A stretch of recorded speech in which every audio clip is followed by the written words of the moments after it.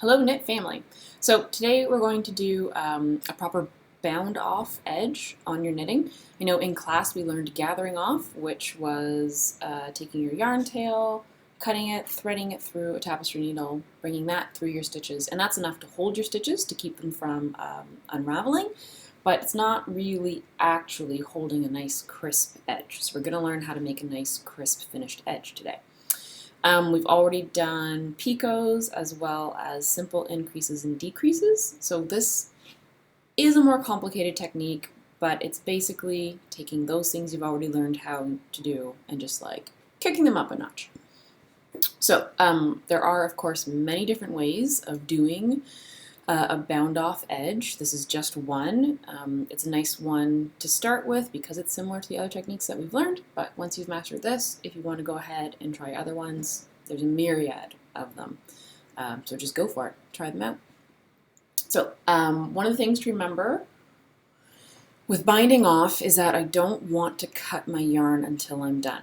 So I'm unthreading my machine so I can easily handle my yarn, but I'm keeping it connected to the ball because I'm using it, this tail of yarn, to knit through my stitches to do the casting off, the binding off.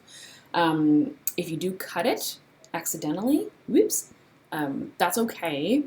You can fix it by cutting a long length of yarn and using that to do your binding off, but just, it's not the end of the world if you cut it, but it is best if you can remember not to. Okay.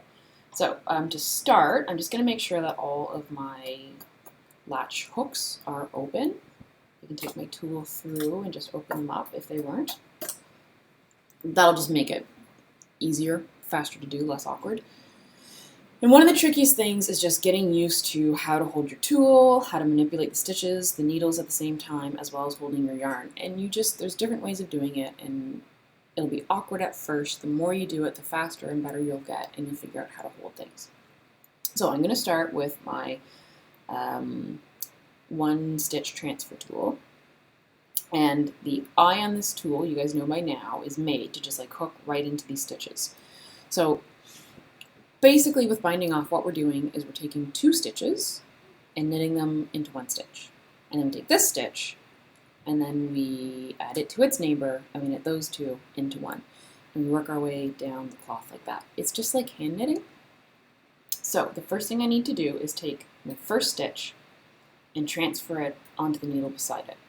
So I work with the outside stitch, the one where the yarn is coming out of, and I take my tool, I hook it onto the needle, I keep my tool horizontal, and I pull it all the way out, and I push it all the way back in. So notice the needle is now back here in A position. Done with it. Don't need it anymore. So to transfer this guy over, I'm just going to hop. So I'm barely really moving this tool or my wrist. And I'm going to hop over to the second needle, slowly slide the tool back, making sure I'm not dropping this stitch, hooking the tool onto the needle, and then I can flip them up, and I now have two stitches on one needle. If you'll notice, when I transferred my stitch, I went behind the gate pegs, so on the machine side of the gate pegs, and I'll talk about that again in a second. So now that I have two stitches on one needle, I take my tool and I pull it all the way towards me so both those stitches come behind the latch, and then I have to take my tool out of the needle and I move my needle slowly backwards, but before the latch gets closed by those stitches, I'm going to slip my yarn into the hook, slide this back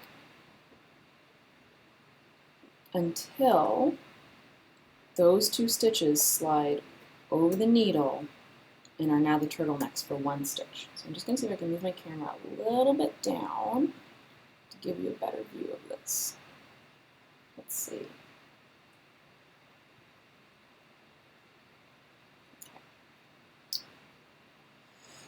So I've got to get my latch open.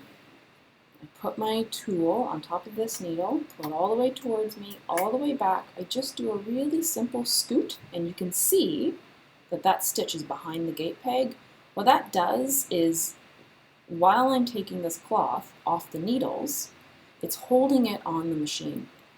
so that it's not going to be like falling down onto the ground, pulling and yanking. And it also keeps me from pulling these stitches really tight while I'm binding off so that I don't get a super tight bind off. So I scoot over, I slide my needle down, my tool down until I hook it onto the needle, and then I transfer the 2 stitches onto the 1 needle. I pull them all the way out, I take my tool out, and move the needle backwards, and as it's going back, I get my yarn in that hook. I keep pulling back until those 2 old stitches slide off my needle, and they're now the turtlenecks for the new stitch. So I have 2 stitches there, and I have knit them into 1 stitch. So as you get going faster, you'll find you do things slightly different. You'll find I do things slightly different. I'm going to show you it kind of in fast motion. But this is basically it. You're taking 1 stitch, getting it on your tool, transferring it behind the gate pegs to its neighbor, and then you're manually knitting those 2 stitches together. So I tend to do this when I get going fast. Once I knit them together, I just scoop my needle out, then connect my tool, scoot over, pull this out towards me,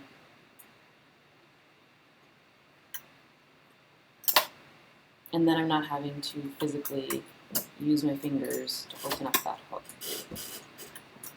So I just keep doing this all the way down the cloth, being careful not to pull anything super tight, also not to make my new stitch like too crazy loose, just keeping things even. That's also the trick with knitting. You do want to like go fairly slow and careful until you're really used to doing this, because if you drop a stitch, it doesn't only drop this way, it also drops all of these bound off stitches. It pulls out from them, and then they can all drop, and it's tricky to catch. It's not impossible to catch, just tricky to catch. So do be careful.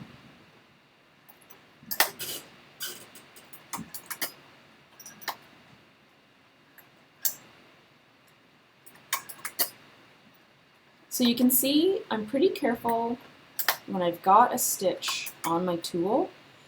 I'm not ever really like moving this around too much, being too wild. It's just a really simple whoop, scoot over, and then slide my tool down.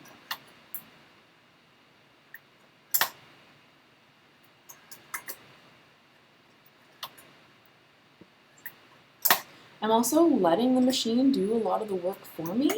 You can see here my hand is tensioning this yarn. This is the kind of thing you'll figure out a way that works for you, how to do it. So when I say I'm letting the machine do a lot of the work for me, to transfer this stitch, I could, flip my tool up, scoot it on, move it out. That works, and that's great. But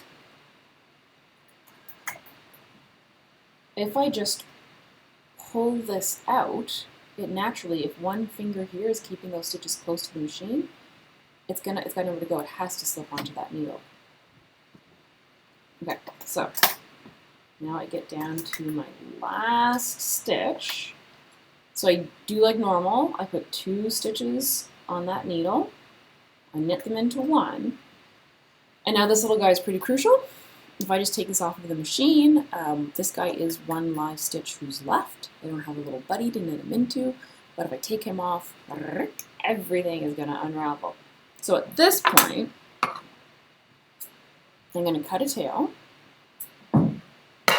6 inches is fine, up to 10 inches. If you're kind of a nervous Nelly, I sort of am sometimes. Any longer than that, and you're just getting unruly. It'll just kind of get in your way. But there's basically what you have to do here is just get this end through this stitch, and that forms a little knot. So you can, if you want to, thread it on a tapestry needle and put it through that stitch. You can also like stretch this stitch into a big loop and then pull this through. I find the easiest thing to do is to just push this needle all the way out, this long needle, put my yarn in the hook, pull it through, and pull it all the way back to A. So I've taken the yarn through that stitch, and now I'm pulling the tail all the way through.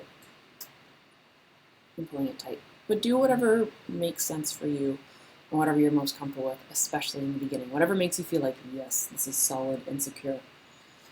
So now that I'm done, I take my claw weights off. I put them somewhere safe and close them up. And you can see how this cloth is just being held really nicely up here on the machine. If you're working with like a full bag, you're doing a big shawl or sweater or something, it is very nice to not have your cloth falling off the machine as you're binding off. But also it does keep that fairly nice and even and not pulling in, which hand knitters and machine knitters know can be an issue with your binding off. So now I'm just going to take my cloth, I'm going to bring her up off. I can take a look at it, give it a double check. If I see any running stitches here, that's where I'm going to find out, oh no, I dropped a stitch. That's okay if that happens. I would just immediately get a safety pin through the stitch that's running so you don't lose any more loops, and you can always fix things in post-production. That is the thing that I love about textiles, one of the many things. And now don't forget, I'm going to grab the ends of my knitting, give it a twist, and give it a little pull to set the stitches. And there we go.